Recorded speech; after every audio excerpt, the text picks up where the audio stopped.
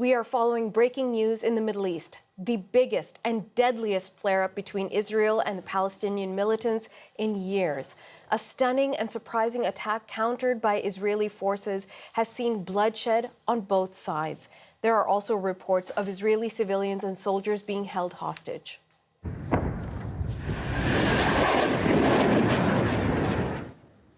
It began at dawn with Hamas militants firing thousands of rockets into Israel from Gaza. At least 40 Israelis have been confirmed killed and hundreds more wounded.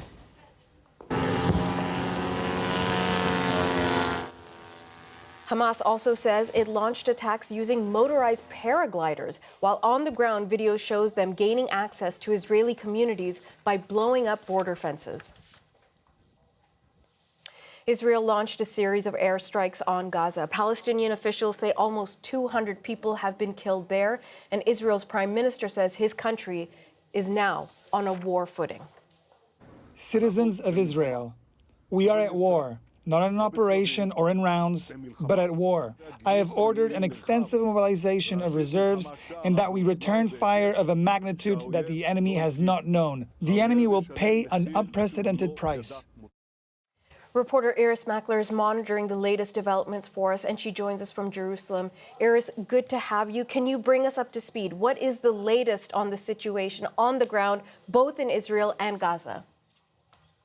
What we've heard from the Israeli military is a confirmation just in the last couple of minutes, first of an increase in the number of Israeli casualties, now more than 100 dead and around 1,000 wounded, mostly in the south, in fact, all of them in the south of the country near the Gaza border.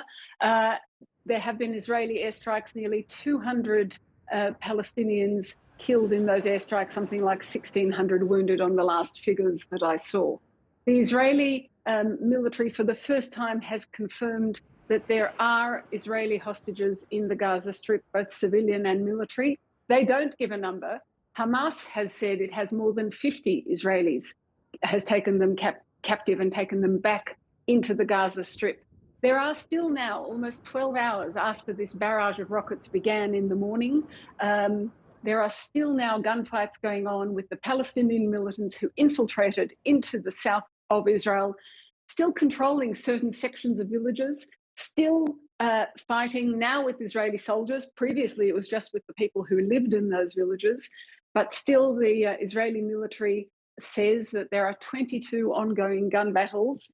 It's believed that there are 4 locations where these gun battles are taking place.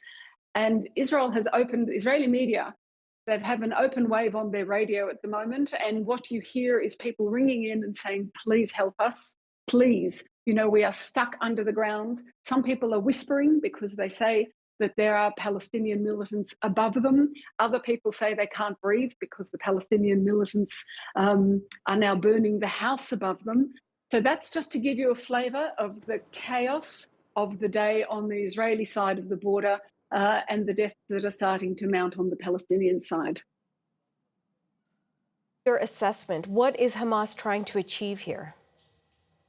We've heard from the Hamas military spokesman, someone you don't often hear from, Mohammed Deif, and he said that he's calling on other Palestinians to join. I think they want a large operation. They want to make it worth their while, so that they are calling on Palestinians in the West Bank, inside Israel, Lebanese and Palestinians in Lebanon to join in this fight. We heard from Salah al-Haruri, who was freed in a previous Gaza prisoner swap some years ago now. He is no longer based in Gaza, but he's very significant to this fight. And he says everything's going according to plan, which implies that what they really wanted is the hostages. He was released under that prisoner swap. I think what they're aiming for and what his statement leads us to see is that they want to take hostages. They want to take the more than 50 hostages they say they've taken so that they can negotiate for the Palestinians held in Israeli jails to be freed as Salah al-Haruri was freed. Iris, Israel is known for its highly sophisticated defense system, highly sophisticated intelligence, surveillance. So how did this happen? How did Israel get caught off guard like this? That's the question that I am seeing increasingly being asked here. because it's plain it is what has happened. Not only that there was no intel, it was the shock of it meant there was a very slow military response. How is it that 12 hours later, Israel still hasn't taken control of areas within its sovereign area, that it controls in theory, but now Palestinian militants control them? And so now what we see is people on Twitter, on the radio, saying, where is the military? What has happened here? So you can see there was an intelligence failure. There also was some kind of other military failure because they didn't secure the fence. The only way these people were able to take hostages and take them into Gaza, if that's what did happen, is because the fence wasn't secured. And once they broke in, they were then able to go back. So all these questions are being asked, and you do definitely see an intelligence failure, and also, I think, a military shock that meant that Israel's response, its military response, has been slow. Freelance journalist Iris Mackler in Jerusalem, thank you so much. Thanks, Natasha. Here in Canada, the Prime Minister has reacted on social media, saying Canada strongly condemns the current terrorist attacks against Israel. These acts of violence are completely unacceptable. We stand with Israel and fully support its right to defend itself. Our thoughts are with everyone affected by this. Civilian life must be protected. The leader of the opposition also posted on social media, I unequivocally condemn the invasion of Israel by Hamas terrorists and the sadistic violence they have subsequently carried out against innocent civilians. Israel has the right to defend itself against these attacks and respond against the attackers. Canadians pledge their solidarity with all victims. So for more on this, CBC News has reached out to Global Affairs. We are still waiting for a response from the federal government on that. But we want to also turn to Israel's ambassador-designate to Canada, Ido Moed. Ambassador-designate, thank you so much for making time for us. Hello, good morning. Ambassador-designate, can I begin by asking you, what is the latest you're hearing about the people who have been taken hostage in Israel? Just to start, what we are facing the last 12 hours is unimaginable, almost horrendous, murderous attack perpetrated by a Hamas terrorist organization against innocent civilians, children that have been kidnapped from their beds on a Saturday morning. It's really very hard to grasp exactly the magnitude of what is taking place right now. But as you reported, just mentioned, the numbers are staggering. We could just imagine what would happen on Thanksgiving Day here in Canada, in Toronto or Montreal, if all of a sudden, 7 o'clock in the morning, everybody had to run to shelters for their lives because of terrorists penetrated their homes. So at this moment, was also reported earlier, the IDF is fighting on all fronts, on all areas where there are presence of Hamas terrorists. Of course, we hold Hamas accountable for this. They are the sovereign in the Gaza Strip. And this operation was initiated without any pretext. Widespread, indiscriminate firing of rockets. And as you've seen, the numbers of casualties are staggering. Ambassador-designate, how did this happen? You heard our conversation with Iris Mackler in Jerusalem. Israel's known for the Iron Dome, for having this incredible amount of intelligence and surveillance and defense system. How did they get caught off guard like this? All systems are almost perfect. They all have some flaws here and there, and of course everything will be checked, and in the aftermath a lot of questions will be asked. But what we should really focus our attention on right now is that this murderous attack is continuing. The firing of rockets, the taking hostage of innocent people, of a lot of them, we don't know the exact numbers. The fact that children, women, elderly have been taken into the Gaza Strip, kidnapped into the Gaza Strip, that is where we should all look at, because this is actually the source for continued military operation. And we welcome the Canadian reaction and the fact that, of course, Israel has a right to defend itself, as was also recognized, but we should really focus all our attention right now on the murderous attacks of Hamas against Israel.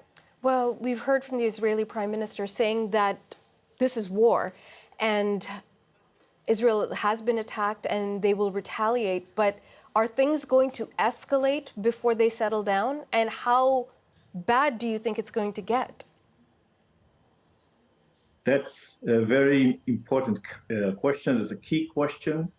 If we look at Hamas, we know that behind Hamas, there is the Ayatollah regime in Iran that supports them, that feeds them, that supplies them with technology and arms, and that they are linked also to other terrorist organizations in the region. Of course, our eyes are also focused on other areas, and the concern for further escalation is definitely there. Have you been in touch with any of your colleagues in Israel? We're reaching you in Ottawa, if I'm not mistaken. What are you hearing from your colleagues and even your friends back home? I'll tell you in a second, but I think it's important also for our viewers to know the tremendous reaction we get from the Canadian community, from colleagues, from friends, from people beyond, from the Jewish community, but elsewhere, people we don't know, and all of a sudden reach out and show their support and solidarity. This is really heartwarming. And we call on Canadians to support Israel at this moment because this is really necessary. Back home, people are concerned. Everybody is woke up early morning in Israel to this attack, and everybody is concerned. But everything, all the systems, all the emergency systems are operating, and the military and everything else. And I'm sure that within a very short period of time, Israel will regain control. And hopefully also the situation will stabilize and people will be returned to their homes, and we can perhaps resume a more peaceful time. I must stress that Israel has done a lot also in the last few months to alleviate the livelihood of people in the Gaza Strip, and specific efforts were made to make it possible for more people to work in Israel, for the provision of cash money for the population, for the needy, for the transit of goods, and all of that with the hope that that will support an improvement in the livelihood conditions for the people in Gaza. And unfortunately, of course, this will most probably stop at this moment.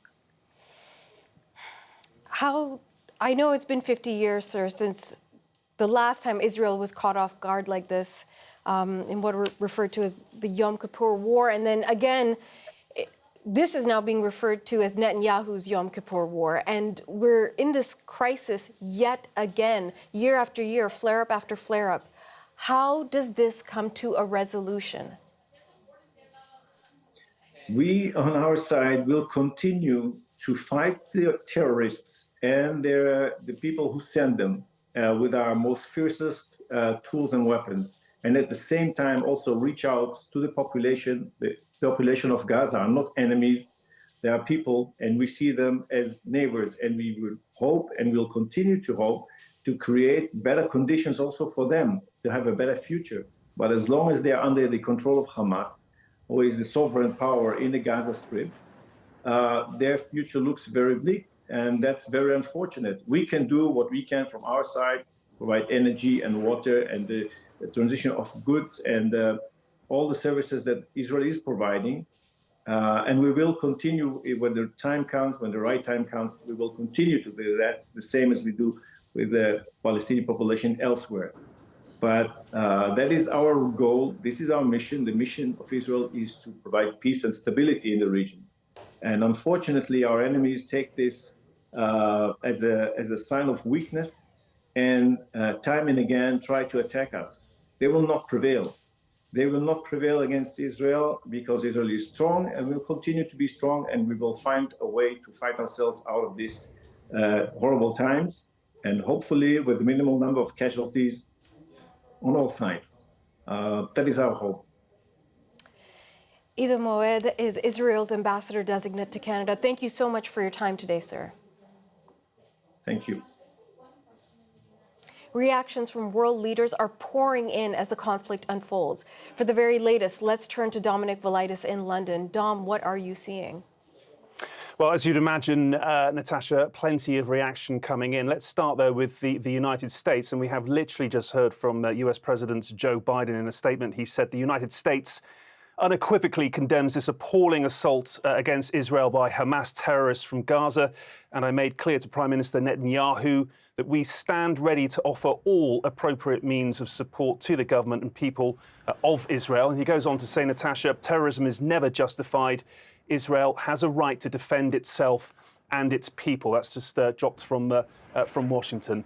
Meanwhile, here in Europe, France was among the very first countries to react to this morning's news out of Israel. In a statement posted on social media, President Emmanuel Macron condemned the attacks, adding France stands in solidarity with Israel and Israelis. There were similar words from Britain's Prime Minister Rishi Sunak, while Germany's Chancellor Olaf Scholz described this morning's attacks as terrifying, adding that his country too would stand by Israel. But certainly Spain, Italy, Portugal, Holland, Poland, the Czech Republic, Belgium and Greece are all expressing solidarity with Israel today. So too is Ukraine's President Volodymyr Zelensky, who said earlier Israel's right to defend itself cannot be doubted. Natasha. CBC's Dominic Velitis in London. Thank you. Thank you.